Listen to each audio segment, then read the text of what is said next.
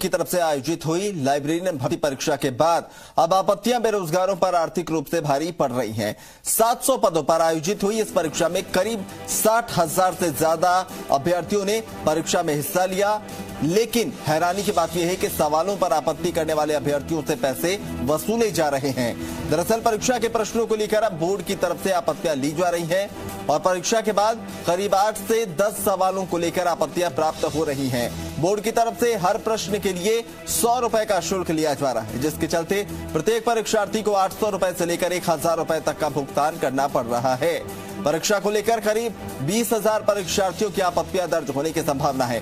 ऐसे में बोर्ड को सिर्फ आपत्तियों के लिए ही करीब 1 करोड़ रुपए तक का शुल्क प्राप्त हो सकता है।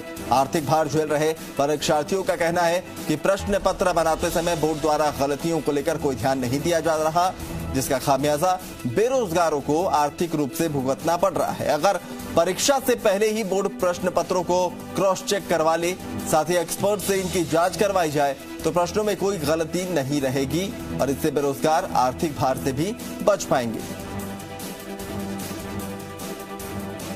तो लाइब्रेरियन भर्ती हुई जिसके अंदर उत्तर कुंजिका के अंदर 8 से 10 क्वेश्चन गलती है। उसके अंदर भी किया गया कि एक क्वेश्चन का 100 रुपये लिया जाएगा।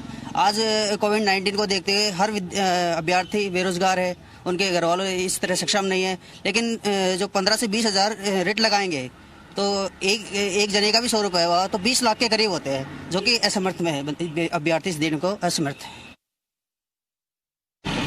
पेपर में जो गलतियाँ हो रही है इसको सुधार जाने की बहुत ज़्यादा आवश्यकता है। माननीय शिक्षा मंत्री जी और माननीय मुख्यमंत्री जी को इस बारे में विशेष ध्यान देना चाहिए। पहले पेपर बनाया जाता है, फिर उन पे उत्तर कुंजियाँ मांगी जाती है, क्वेश्चन गलत होते हैं, पेपर टाइम से नहीं हो पा रहा है, काफ़ी सारी विसंगतियाँ हैं। इन विसंगतियों को दूर करते हुए टाइम से परीक्षा का आयोजन, परीक्षा में कोई क्वेश्चन की गलती ना हो, इस तरह की विसंगतियों को दूर करने का प्रयास किया जाना चाहिए।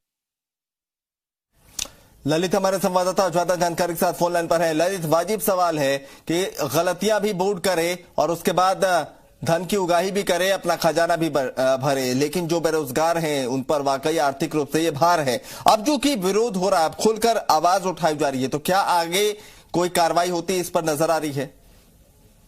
अभिनव, ये सिर्फ लाइब्रेरियन भर्ती की बात नहीं है। हाँ। हर भर्ती की अगर बात करें, हर भर्ती में जो राजस्थान कर्मचारी चयन बोर्ड की ओर से आयोजित करवाई जाती है, उसमें देखने को मिलता है कि 3 से 4 सवाल या 5 से 7 सवाल गलत आते हैं, यानी कि अभ्यर्थियों में उन सवालों को लेकर कंफ्यूजन होता है। परिणाम जारी होने के बाद हमेशा इन सवालों को लेकर आपत्तियां मांगी जाती है।